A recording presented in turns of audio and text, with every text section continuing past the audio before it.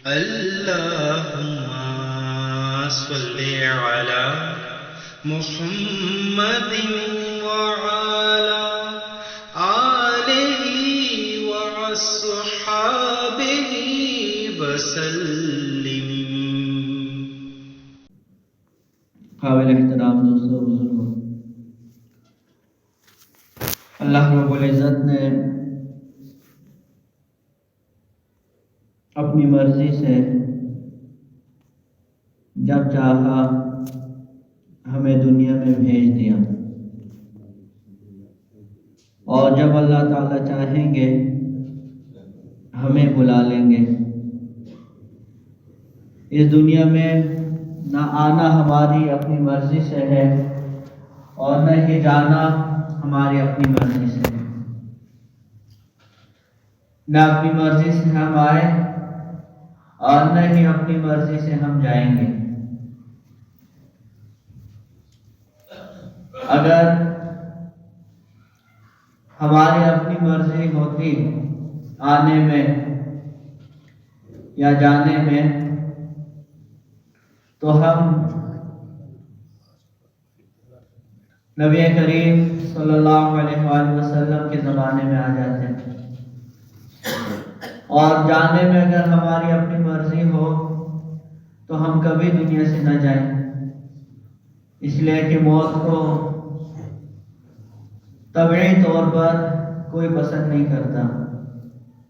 ہاں، بعض لوگ ایسے اللہ والے ہیں، اللہ تعالیٰ کے ساتھ اتنا جو ان کا تعلق ہے کہ وہ اللہ تعالیٰ کی ملاقات کے ہر وقت مشتاق ہیں، اور وہ چاہتے ہیں کہ جلدی سے ہم اللہ سے ملیں، لیکن طبعی طور پر انسان جو ہے وہ موت کو پسند نہیں کرتا، مرنے سے اس کا دل ڈرتا ہے۔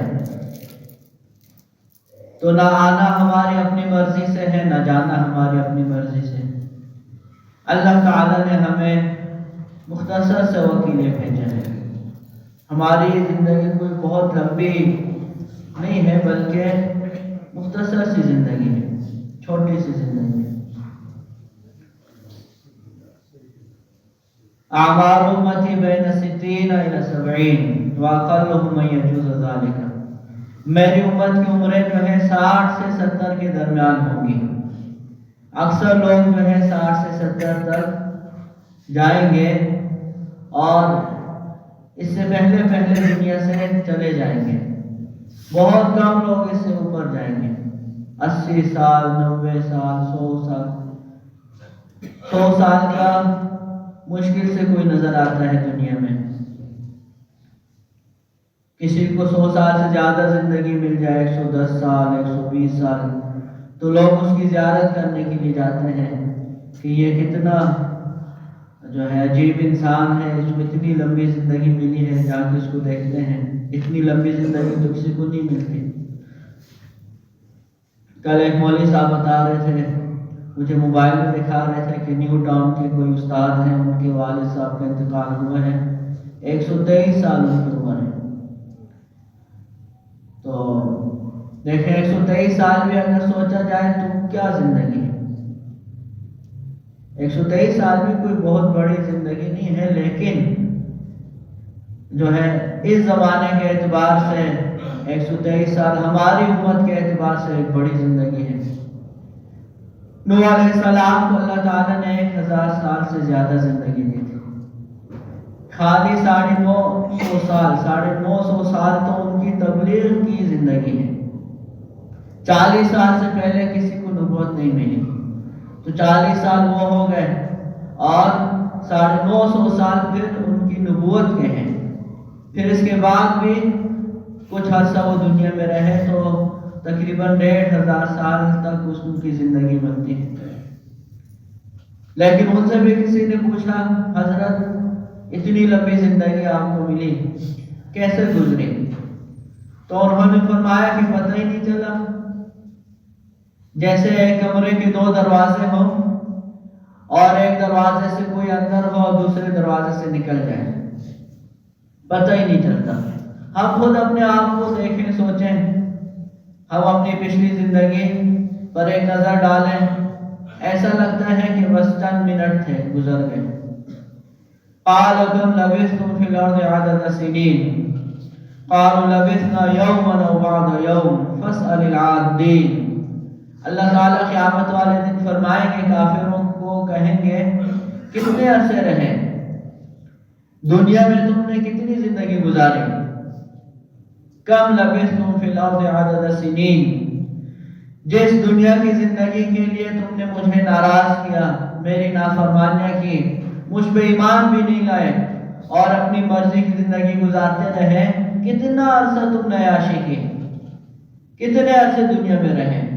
وہ کہیں گے لبثنا یوما او بعض یوم، ہم ایک دن رہے ہیں یا ایک دن سے بھی کم، پورا ایک دن بھی ہمیں زندگی آپ نے نہیں دی۔ پھر کہیں گے فاسأل العادین، ہمیں تو صحیح اندازہ نہیں ہے، آپ ان فرشتوں سے پوچھ لیجئے جو ہمارے اعمال لکھنے پہ مامور تھے، جو گن رہے تھے ہماری زندگی کا ایک ایک سیکنڈ، ان سے پوچھ لیجئے۔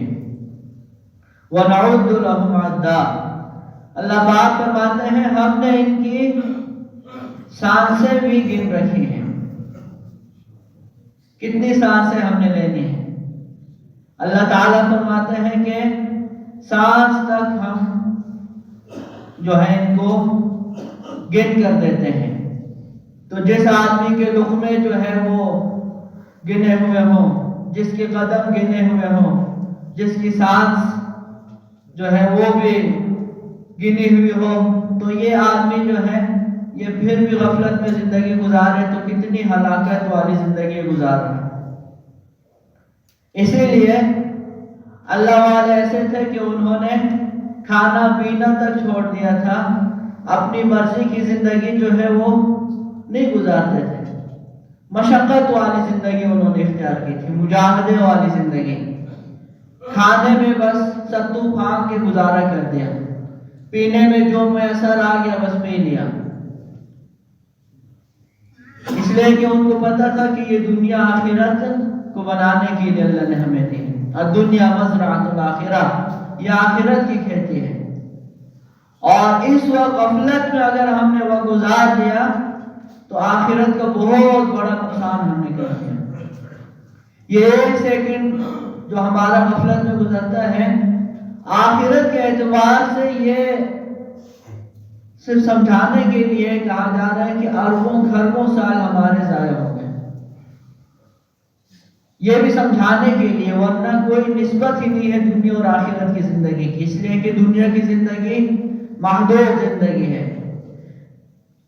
منتہی ہے، اور آخرت کی زندگی غیر محدود ہے، غیر منتہی ہے، اس کی کوئی انتہا نہیں ہے، تو آپس میں کوئی نسبت نہیں ہے، صرف سمجھانے کے لیے کہا جاتا ہے کہ جس نے یہاں ایک سیکنڈ ضائع کیا، اس نے اپنے اربوں سال ضائع کر دیا آخرت کے اعتبار سے، یعنی آخرت کی زندگی کی کوئی انتہا ہی نہیں ہے۔ امام غزالی رحمہ اللہ نے ایک مثال کے طور پہ اس کو سمجھایا کہ یہ جو خلا ہے آسمان و زمین کے درمیان، اس کو رائی کے دانوں سے بھر دیا جائے، کوئی نہیں بھر سکتا سوائے اللہ کے۔ ایک انہوں نے فرضی مثال دی، رائی کے دانوں سے اس کو بھر دیا جائے اور پھر ایک چڑیا آ کر ایک دانہ لے جائے، آسمان و زمین کے خلا کو رائی کے دانوں سے بھر دیا گیا، ایک چڑیا نے آ کر ایک دانہ لیا اور چلی گئی، پھر وہ 1000 سال کے بعد آئے اور پھر ایک دانہ لے جائے، پھر 1000 سال کے بعد آئے ایک دانہ لے جائے، تو یہ دانے کبھی نہ کبھی ختم ہو جائیں گے، لیکن آخرت کی زندگی نہیں ختم ہونے والی، وہ اس سے بھی لمبی زندگی۔ تو یہ دنیا کی زندگی جو ہے یہ ہماری نہیں ہے، یہ اللہ تعالیٰ کی امانت ہے ہمارے پاس۔ اسی لیے دیکھیے جب اللہ نے چاہا ہمیں یہ زندگی دی، اور جب اللہ چاہیں گے یہ زندگی واپس لے لیں گے، تو جب یہ اللہ کی ہے، اللہ کی امانت ہے، تو اب اللہ تعالیٰ کی مرضی کے مطابق اس زندگی کو ہم نے گزارنا ہے، اور اللہ تعالیٰ کی مرضیات کا نام جو ہے وہ دین اسلام ہے۔ اللہ کے احکامات وہ اللہ تعالیٰ نے قرآن میں بتا دیے ہیں، حضور نبی کریم صلی اللہ علیہ وآلہ وسلم نے ہمیں بتا دیے ہیں کہ یہ اللہ کے احکامات ہیں اور یہ ان کو پورا کرنے کے طریقے ہیں۔ اب خوش قسمت انسان وہ ہے جو اللہ تعالیٰ کی مرضیات کے مطابق اللہ کی اس امانت کو گزار رہا ہے، اس زندگی کو گزار رہا ہے، اور بدقسمت انسان وہ ہے جو اللہ تعالیٰ کی اس امانت کو اڑا رہا ہے اور اس میں خیانت کر رہا ہے اور اپنا نقصان کر رہا ہے۔ جو لوگ جنت چلے جائیں گے، جنت میں کوئی پریشانی نہیں ہے، کوئی غم نہیں ہے، کوئی بیماری نہیں ہے، وہاں موت کو بھی موت آ جائے گی، کبھی موت نہیں آئے گی، کبھی بڑھاپا نہیں آئے گا، کبھی جو ہے بیماری نہیں آئے گی، کبھی وہاں پریشانی نہیں آئے گی۔ لیکن ایک حدیث پاک میں آتا ہے جنت میں بھی ایک چیز کا افسوس رہے گا، جنت میں بھی جنتیوں کو ایک چیز کا قلق اور افسوس ہوگا، وہ یہ قلق اور افسوس ہوگا کہ دنیا میں جو وقت بغیر ذکر کے گزرے ہیں، بغیر اللہ کی یاد کے گزرے ہیں، وہ کیوں گزرا۔ ایک جنتی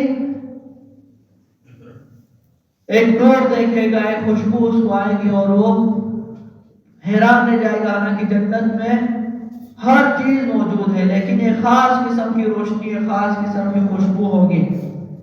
وہ پوچھے گا کہ فرشتوں سے یہ کیا بات ہوئی، کیا تھا یہ؟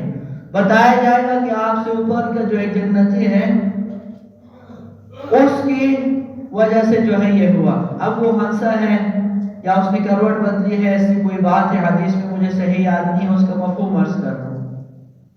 تو یہ حیران رہے گا اور یہ سوچے گا پتہ نہیں اس کے کتنے اعمال مجھ سے زیادہ ہوں گے اور یہ کتنا جو ہے مجھ سے بڑا اللہ کا عابد اور زاہد ہوگا، کتنا بڑا بزرگ ہوگا جس کو اللہ تعالیٰ نے اتنا نوازا ہے کہ اس کے ہنسنے کی وجہ سے جو ہے میری جنت نورانی ہو گئی۔ تو وہ پوچھے گا کہ اس نے کون سے اعمال کیے ہیں مجھ سے زیادہ اور کتنا جو ہے مجھ سے بڑا بزرگ تھا۔ تو بتایا جائے گا کہ اس نے صرف ایک مرتبہ آپ سے سبحان اللہ زیادہ کہی ہے، بس ایک مرتبہ سبحان اللہ زیادہ کہنے کی وجہ سے اتنا بڑا مرتبہ ملے گا۔ تو اس لیے جنت میں بھی جا کر اگر کسی چیز کا قلب و افسوس ہوگا تو وہ اس بات کا کہ دنیا میں میرا وقت غفلت سے کیوں گزرا۔ تو اس لیے یہ جو زندگی ہے، اس زندگی کو ہم نے جو ہے ضائع نہیں کرنا، اس کو غفلت کے ساتھ نہیں گزارنا ہے۔ غفلت کی بات ہو رہی ہے، نافرمانی میں، گناہ میں گزارنا تو یہ تو ہلاکت ہے، غفلت کے ساتھ بھی نہیں گزارنا۔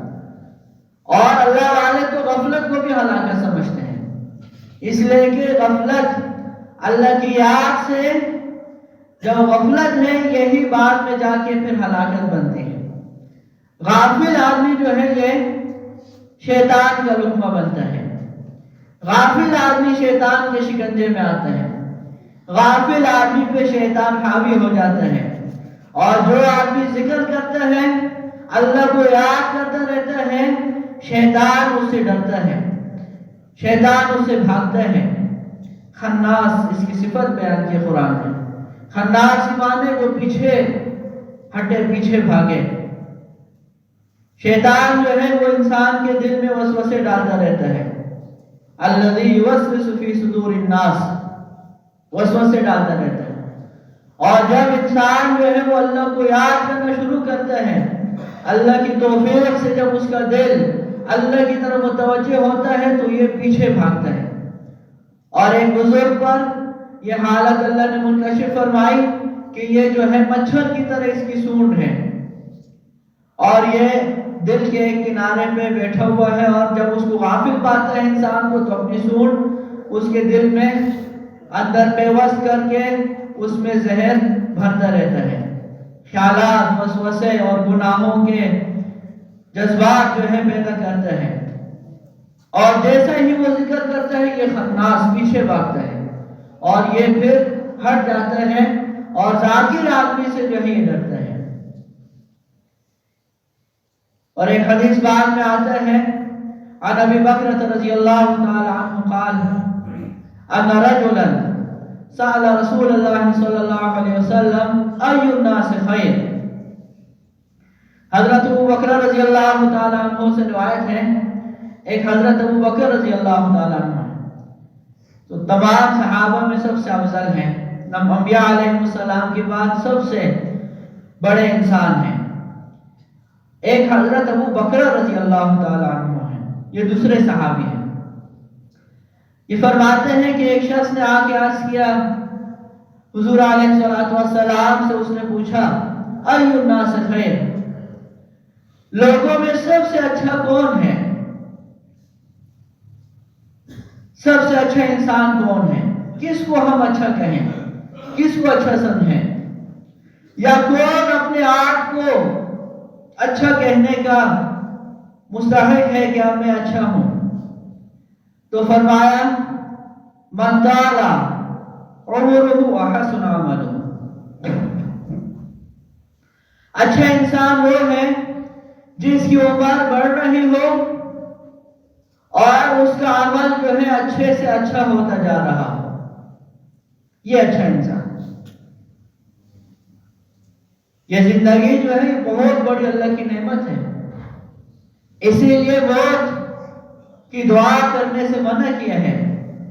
कोई मौत ना मांगे कि अल्लाह मुझे मौत दे दे, क्यों, इसलिए इसी जिंदगी ही की बदौलत हम आखिरत कि रफ़ दरजात के जितने अमाल हैं वो कर सकते हैं और जन्नत के मुस्तहिक हो सकते हैं, अल्लाह को राज़ी कर सकते हैं।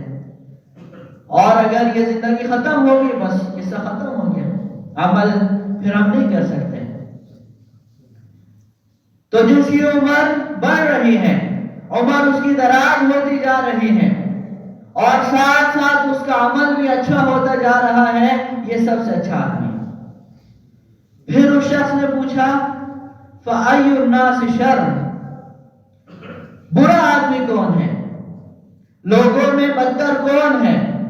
फरमाया मन ताला उम्रुहु व साअ अमलुहु, जिसकी उम्र तो बढ़ रही हो, पहले वो नाबालिग था अभी बालिग हो गया, बालिग है पहले जो है वो छोटा था अभी 20 साल का हो गया, अभी 25 साल का हो गया, और रफ्ता रफ्ता जो है उसकी उम्र बढ़ रही है। और वसा अमलुहु, और उसका अमल जो है वो बुरा होता जा रहा है, पहले इतना गुनाहगार नहीं था अभी जितना गुनाहगार हो गया, और दिन ब दिन उसके गुनाह बढ़ते जा रहे हैं और बुरा होता जा रहा है, आमाल उसके बद से बदतर होते चले जा रहे हैं। ये आदमी जो है ये सबसे बुरा है, अल्लाह के यहाँ ये बहुत बुरा आदमी है। तो ये जिंदगी जो है ये तो अल्लाह की बहुत बड़ी नेमत है, अल्लाह की अमानत है हमारे पास। अब जो आदमी इस जिंदगी को सही मसरफ में लगाएगा और अल्लाह की फरमाबरदारी में सर्फ करेगा, दीन के मुताबिक, इस्लाम के मुताबिक जिंदगी गुजारेगा, गुनाहों से बचेगा और करने के काम करेगा, जिन कामों से मना किया है उनसे बचा रहेगा, तो अल्लाह के यहाँ ये सबसे अच्छा इंसान है। कोई उसको अच्छा कहे ना कहे, अल्लाह के यहाँ वो सबसे अच्छा है। और बुरा इंसान कौन है, जो अल्लाह ताला की इस नेमत को अल्लाह की नाफरमानियों में सर्फ कर रहा है, गुनाहों में लगा हुआ है और हर आन हर घड़ी जो है अल्लाह ताला को नाराज कर रहा है। नमाजें या नहीं पढ़ रहा या सही नहीं पढ़ रहा, अपनी मर्जी की नमाजें हैं, कभी पढ़ ली कभी नहीं पढ़ी, कभी जमात से कभी बगैर जमात के, कभी जल्दी पढ़ ली। ये पढ़ने वालों का हाल है, और जो नहीं पढ़ रहे वो तो अपना बहुत नुकसान कर रहे हैं। कुरान की तिलावत कभी की कभी नहीं की, پورا سال قرآن کریم کو ہاتھ میں لینے کی توفیق نہیں ملتی. یہ کیا زندگی ہے؟ اللہ کی نافرمانیوں میں ہر وقت آنکھیں جو ہے استعمال ہو رہی ہیں، کان اللہ کی نافرمانیوں میں استعمال ہو رہے ہیں، ہاتھ پاؤں اللہ کی نافرمانیوں میں، دل و دماغ اللہ کی نافرمانیوں میں. تو یہ آدمی جو ہے یہ بہت نقصان اٹھا رہا ہے، بہت نقصان اٹھا رہا ہے. اور موت جو ہے اس کا تو پتہ نہیں چلتا، اچانک ہی آتی ہے، اچانک ہی موت آتی ہے. ایک حدیث پاک میں آتا ہے تم کس چیز کے منتظر ہو جو اعمال نہیں کر رہے، کس چیز کا انتظار کر رہے؟ ابھی بھی دیکھیں پرچی آئی ہے،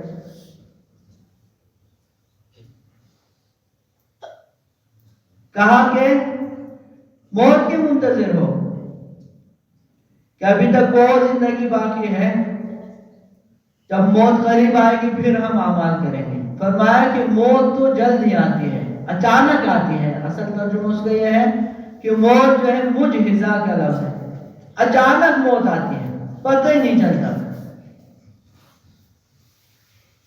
اب یہ قبرستان میں جو لوگ مدفون ہیں، میں ہمیشہ یہ بات عرض کرتا ہوں کہ اگر ان کو بولنے کی اجازت ہو اور ہم ان سے پوچھ سکیں کہ بھئی کیا ہوا، کیسے موت آئی، تو وہ کہیں گے، کوئی یہ کہے گا کہ بھئی میں تو دفتر میں بیٹھا ہوا تھا، میں ملازمت کی جگہ میں تھا، اچانک جو ہے ایک شخص آیا، اس نے کہا میں اسرائیل ہوں، چلو تمہارا وقت پورا ہو گیا. ہم تو کہتے ہیں دل کا دورہ پڑ گیا، ہارٹ اٹیک ہو گیا، ایکسیڈنٹ ہو گیا، کرنٹ لگ گیا، زہر کھا لیا، کسی نے گولی مار دی، دماغ کی رگ پھٹ گئی اور اس کو کینسر تھا، یہ ہوا وہ ہوا، گردے فیل ہو گئے. یہ تو ہم اسباب بتاتے ہیں. خود جو مرنے والا ہے وہ یہ کہتا ہے کہ مجھے اسرائیل علیہ السلام نے آ کے جو ہے لے لیا اور مجھے کہا چلو تمہارا وقت پورا ہو گیا. یہ تو اسباب ہیں. جب زندگی پوری ہو جاتی ہے، موت کا وقت آ جاتا ہے، تو کوئی نہ کوئی سبب موت کا اللہ تعالی نے بنایا ہے. حقیقت میں اسرائیل علیہ السلام آتے ہیں، قُلْ يَتَوَفَّاكُم مَلَكُ الْمَوْتِ الَّذِي وُكِّلَ بِكُمْ، تمہیں ملک الموت، موت کا فرشتہ آ کے لے لے گا اور پھر تمہاری زندگی ختم نہیں ہو جائے گی، بلکہ ثُمَّ إِلَىٰ رَبِّكُمْ تُرْجَعُونَ، پھر تمہیں تمہارے رب کی طرف لوٹایا جائے گا.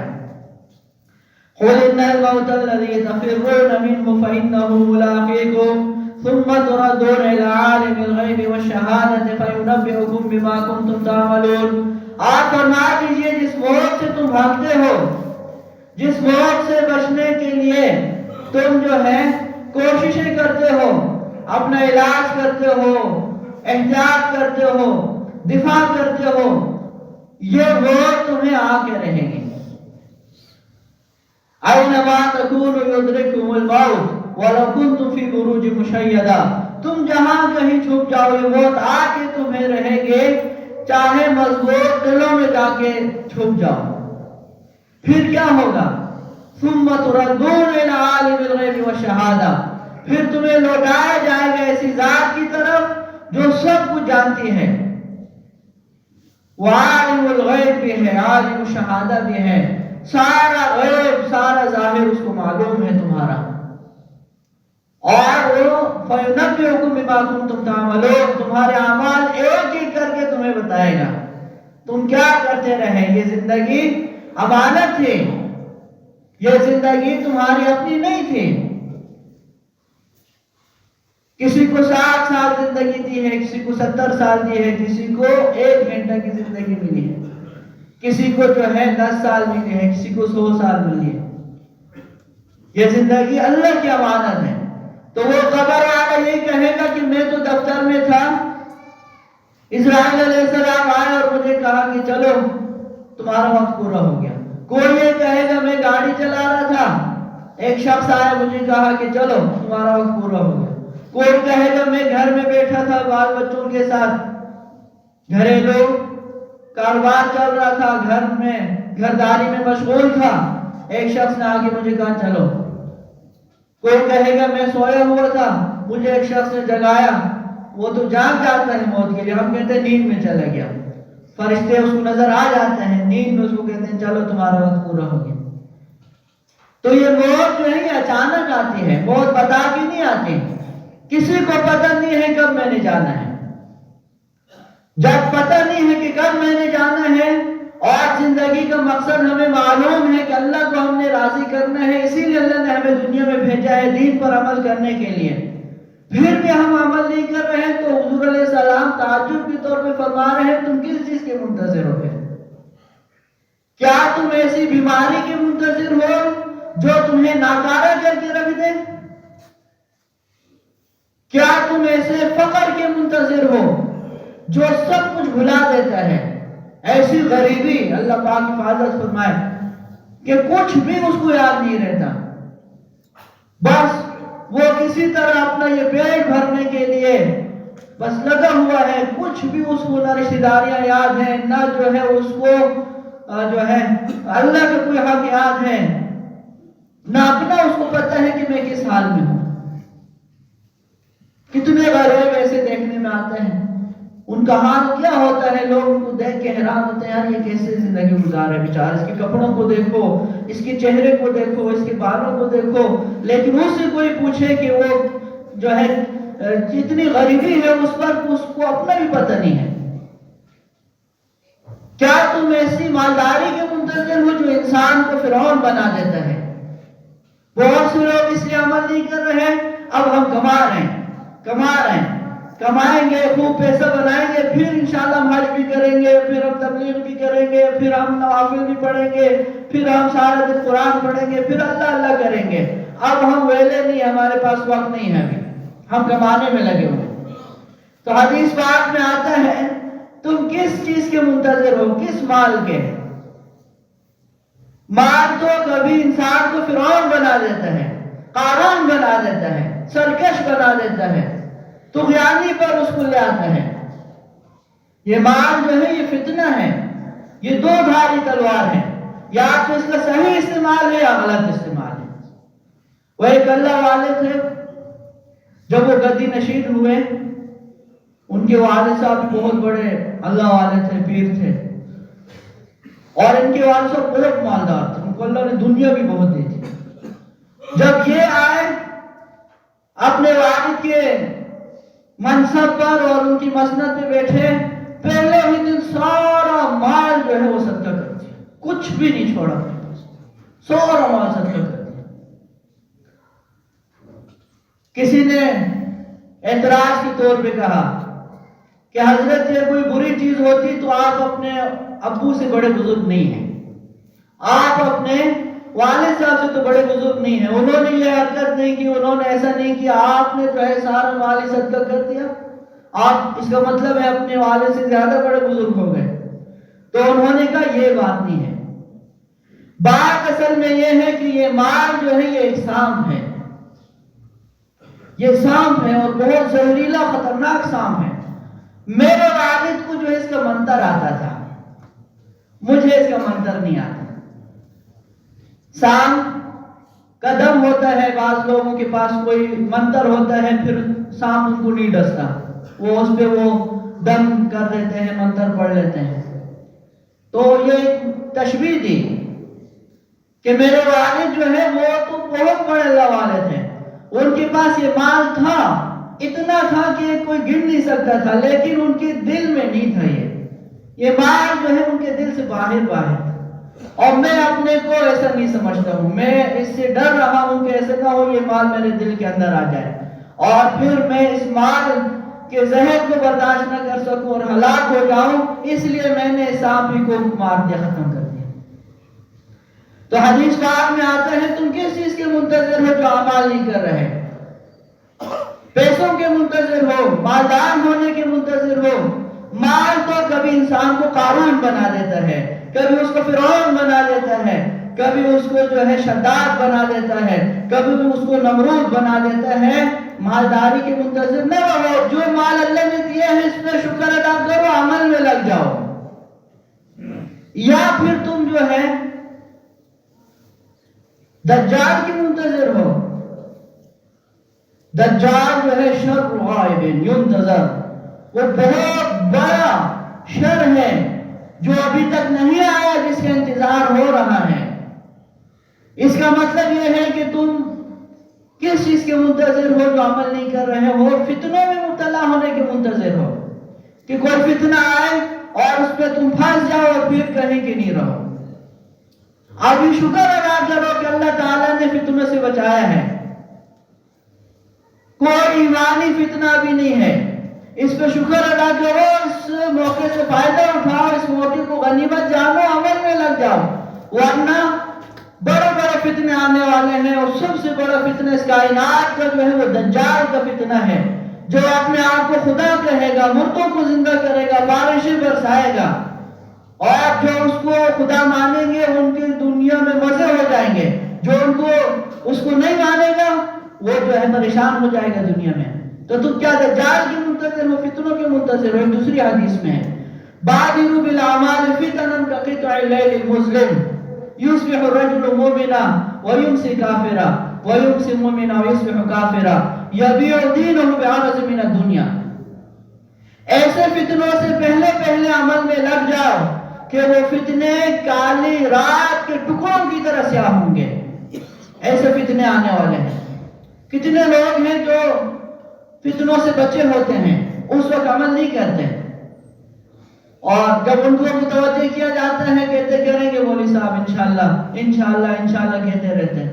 اس کے بعد ایسے حالات ان پہ آ جاتے ہیں، ایسی جو ہے آزمائشوں میں پڑ جاتے ہیں، کوئی کسی عورت کے فتنے میں پھنس گیا، کوئی شراب کے فتنے میں پھنس گیا، کوئی مال کے فتنے میں پھنس گیا، کوئی برے لوگوں کے ساتھ جا کے پھنس جاتا ہے، پھر وہ واپس نہیں آ سکتا بیچارہ۔ اتنا فتنے میں مبتلا ہو جاتا ہے کہ وہ پھر نہیں آ سکتا۔ تو حدیث پاک میں یہی کہا کہ ایسے فتنوں سے پہلے نیک اعمال کر لو، کالی رات کے ٹکڑوں کی طرح ہوں گے۔ صبح کو آدمی مسلمان ہوگا، شام کو کافر ہو جائے گا۔ ایسے فتنے آنے والے ہیں۔ صبح کو مسلمان ہوگا، رات کو ایک پارٹی آئے گی، اس کو کہے گی کہ بھئی اتنے پیسے ہم تمہیں دیں گے، اربوں میں دیں گے، اربوں میں، لاکھوں میں بھی نہیں، کروڑوں میں نہیں، اربوں، تمہارا پتی ہو جاؤ گے، تمہیں وہاں کی نیشنلٹی مل جائے گی، تمہیں شادی بھی ہم دیں گے، بس قادیانی ہو جاؤ، ہماری تبلیغ کرو، بس یہ اسی وقت جائے گا، اس لیے کہ وہ ایمان کے آخری سرحد پہ آگے کھڑا ہے۔ ایسے فتنے آئیں گے، صبح کو مسلمان ہوگا، شام کو کافر ہو جائے گا، شام کو مسلمان ہوگا، صبح کو کافر ہو جائے گا۔ کیوں؟ یبیع دینہ بعرض من الدنیا، اپنا دین دنیا کے لیے بیچے گا، دنیا کی چیزوں کے لیے دین کو بیچے گا۔ زن، زر، زمین، یہ تین چیزیں جو ہے اس کے لیے مسلمان اپنا دین بیچ دیتا ہے۔ زر سونا، ڈالر، ریال، پیسہ،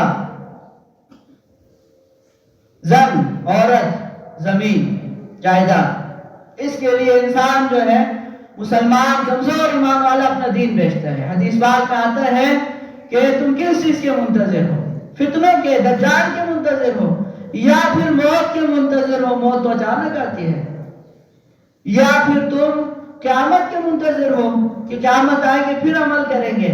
حدیث پاک میں آتا ہے کہ اليوم عمل والا حساب وغدا حساب والا عمل، عمل کا دن تو آج ہے، آج تم امتحان حال میں بیٹھے ہوئے ہو، جب امتحان کا وقت ختم ہو گیا پھر نتیجے کا وقت ہوتا ہے، پھر پرچے کا حل کرنے کا وقت نہیں ہوتا۔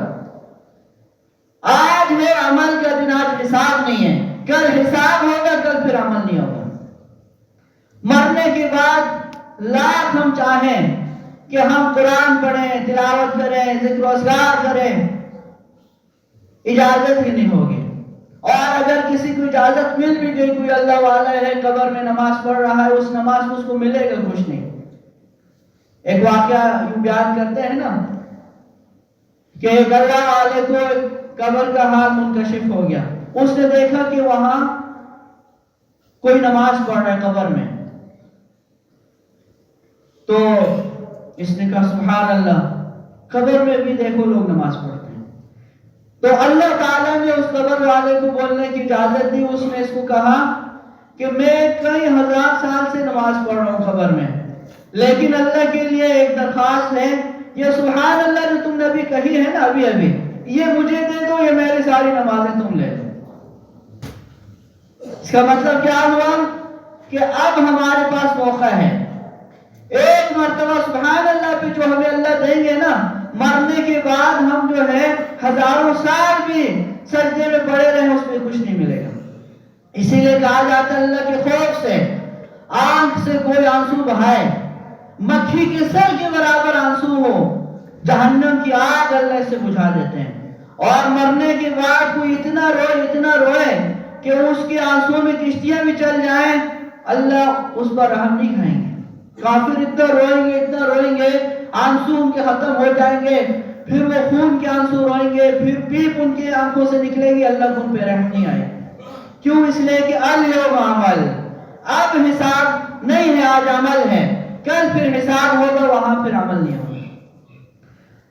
تو اصل مقصد یہ ہے اس بیان کا کہ اللہ تعالی ہمیں اس غفلت سے نکالے. جو غفلت ہم نے اپنے اوپر جو ہے غفلت کے پردے اپنے اوپر ڈالے ہوئے ہیں نا، ان سے ہم نکلیں. نہ نماز پڑھ رہے ہیں، نہ تلاوت کر رہے ہیں، نہ ذکر و اذکار ہے، نہ گناہوں سے توبہ کر رہے ہیں. پتہ نہیں کب ہم جو ہے غفلت سے نکلیں گے. تو اللہ تعالی ہم سب کو ان باتوں پہ عمل کی توفیق عطا فرمائے. اللہ تعالی دین پہ صحیح معنی میں عمل کرنے کی ہمیں توفیق عطا فرمائے. نمازیں پڑھنے کی، تلاوت کرنے کی، ذکر و اذکار کرنے کی، گناہوں سے بچنے کی اللہ تعالی ہمیں توفیق عطا فرمائے.